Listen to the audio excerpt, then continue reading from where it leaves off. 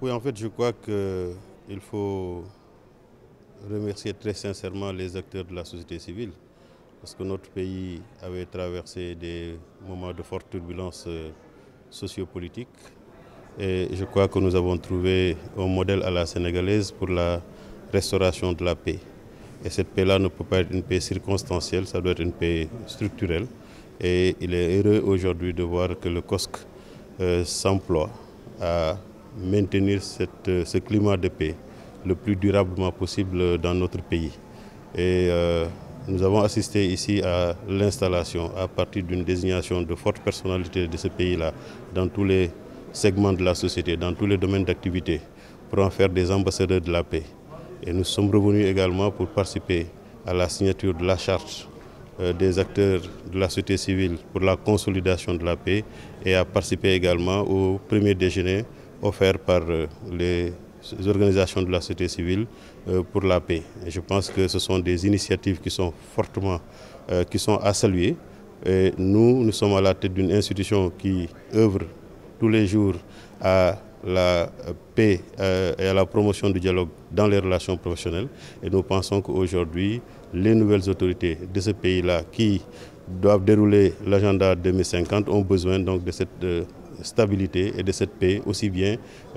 dans la société,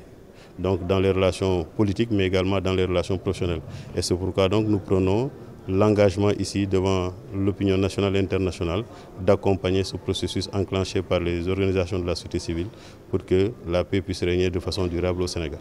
Quelles sont vos attentes et recommandations pour ces nouveaux ambassadeurs de la paix? Oui, je crois que dans un futur très proche, nous allons discuter avec le professeur Babacar Gaye pour aller vers la signature d'une convention de partenariat entre le Haut Conseil du dialogue social et le collectif des ambassadeurs de la paix désigné par le COSC. Bon, je crois que la signature de la charte est un engagement des parties prenantes, mais c'est surtout le rôle que les ambassadeurs de la paix doivent jouer dans ce pays. Et je crois que si on regarde un peu les profils qui ont été choisis comme ambassadeurs de la paix, on est quand même rassuré que la paix pourra être installée durablement au Sénégal et que ce ne soit pas simplement entre deux élections, mais que de façon permanente, que quelles que soient les situations que notre pays doit traverser, que cette paix-là puisse être la trame de fond de notre société. Oui, dañuy sant bu baax a baax collectif des organisations de la société civile pour les élections bi nga xam ne suñu xarit professeur Babacar Gaye moom moo koy jiite ndaxte ñëw nañ fi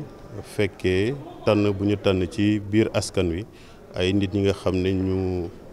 ràññeeku la ci seen domaine d'activité ñu tabb leen def leen ambassadeur de la paix tey jii ñu ñëwaat pour fekkee lu ñu tuddee signature de la charte bi nga xam ne engagement la bu képp ci ñoom war a jël pour dëggal boppam ci liggéey boo xam ne sas nañ ko ñu war a participer également ci déjeuner boo xam ne moom la ñuy jox nit ñi tuddee ko déjeuner de la paix ñu yaakaar ne donc yooyu ay initiative yu am solo la ndaxte bu ñu fàtte ni ci jamono yu néew rek am na fi situation boo xam ne Sénégal dund na ko ba ñëpp amoon ci njaxare waaye yàlla ak mbaaxam ak sénégalais yi ni ñu xarañee ci wàllu waxtaan pour juboo mun a am ñu dépasser situation boobu nag tey jii kuréel bu mel ni COSC bu taxawee ne léegi jàmm jooju warul nekk rek ci ay waxtu mais dañu war a fexe pour que mu bokk ci suñu dund